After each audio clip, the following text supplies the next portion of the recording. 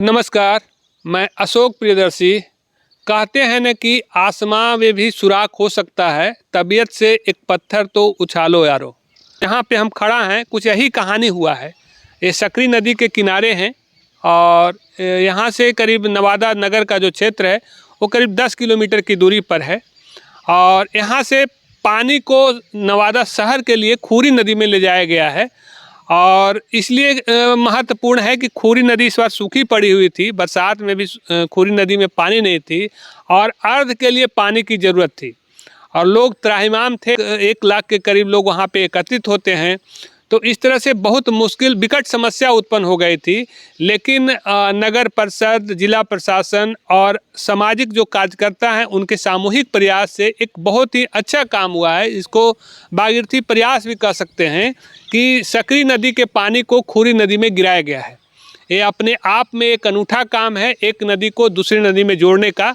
और आप समझ सकते हैं कि नदी जोड़ने की योजना सरकार की एक बड़ी योजना है, महत्वाकांक्षी योजना है, लेकिन ये एक ज़रूरत पड़ने पे ही, विपदा आने पे ही सही, लेकिन ये काम नवादा के लोगों ने एक कर दिखाया है जो आपको छठ के मौके पे देखने को मिलेगा। लोग उस पानी में अर्घ देने को अर्घ दे सकेंगे।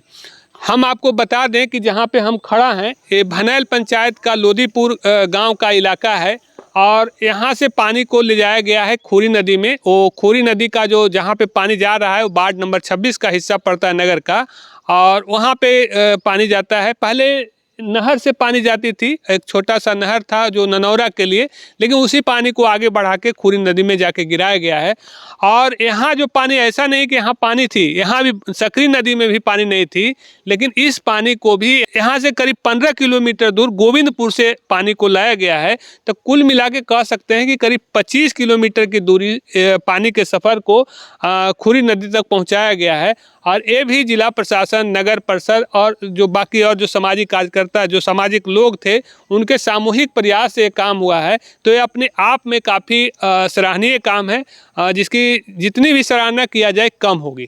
हम नवादा के सबसे बड़े सूर्य घाट के पास हैं। ये सूर्य मिर्ज़ापुर में पड़ता है, खूरी नदी के किनारे है।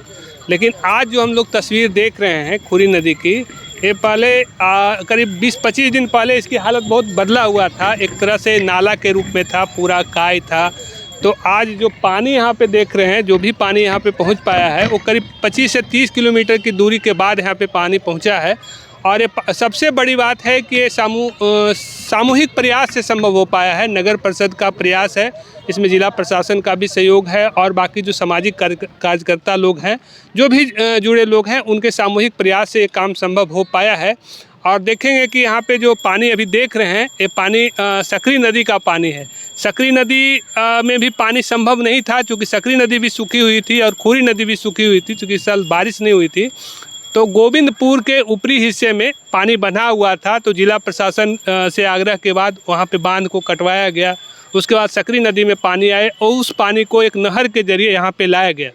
तो यहाँ पे हम एक कहना चाहते हैं कि जो नदी, नाला और जो भी तालाब है, उसको लोग अतिक्रमण करते जा रहे हैं और एक बहुमंजिली इमारत बना रहे हैं, सड़कें बना रहे हैं, और लोग समझ रहे हैं कि इसी को विकास है। लेकिन जब आज छठ व्रत के लिए जब पानी की दिक्कत थी, करीब 1 लाख लोग यहाँ पे पहुँचते हैं और उनके लिए पानी नहीं थी। अब सोच लीजिए कि वैसे समय में क्या हो सकता था। तो आज नदी था, नाला था, उसके बाद सामूहिक प्रयास हुआ, तब ये संभव हो पाया। तो हम इस बात को, पूरी बात को समझने की कोशिश करेंगे। यहाँ पे नगर परिषद के मुख्य पार्षद के प्रतिनिधि हैं, पूर्व नगर परिषद के अध्यक्ष भी रह चुके हैं, संजय साहू जी। तो हम इनसे बात करने की कोशिश करते हैं। थोड़ा बताइए इसको कैसे संभव कर पाए, क्योंकि ये तो 20-25 दिन बहुत ख़राब स्थिति में थी। 20-25 दिन पहले जो भी लोग यहाँ देखे थे, इस नदी को देखे थे, तो उनका एक ही कहना था कि इसमें छठ पूजा हो ही नहीं सकता है। उसका वजह क्या रहा कि रेलवे का काम चल रहा है, रेलवे का ठेकेदार जो है नाला का पानी को बंद कर दिया था, बहाव जो होता था वो बंद कर दिया था। उसके कारण जो है पूरे नाला जो है नदी में आ गया था और नदी में जो है 1 से 1.5 फीट जो है उसका कीचड़ जम गया था। तो हम लोग जो है फीटर चला के पानी को पहले बाहर किए, उसके बाद पूरा कीचड़ को 1 से 1.5 फीट कीचड़ को पूरे नदी से हटवा के साफ़ करवाए, तब जो है नीचे से बालू निकला है। और ये नदी बिल्कुल सूखी हुई थी, तो हम लोग प्रयास किए कि सकरी नदी जो है, तो सकरी नदी में से पानी खुरी नदी में आता है, लेकिन सकरी नदी में भी पानी नहीं था। तो हमने गोविंदपुर गया, गोविंदपुर में देखे कि एक जगह जो है पूरी नदी को बांधा हुआ है। तो हमने जिला प्रशासन को बोला कि सर ऐसा ऐसा मैटर है। तो जिला प्रशासन के सहयोग और हम लोग के प्रयास से जो है वहाँ खोला गया, तो सकरी नदी में पानी आया। और सकरी नदी से 12-13 किलोमीटर पर चल के जो है हम लोग के जहाँ छठ पूजा होता है, ये 12-13 किलोमीटर पर खुरी नदी में पानी आया है, तब जो है यहाँ छठ पूजा संभव होना दिख रहा है।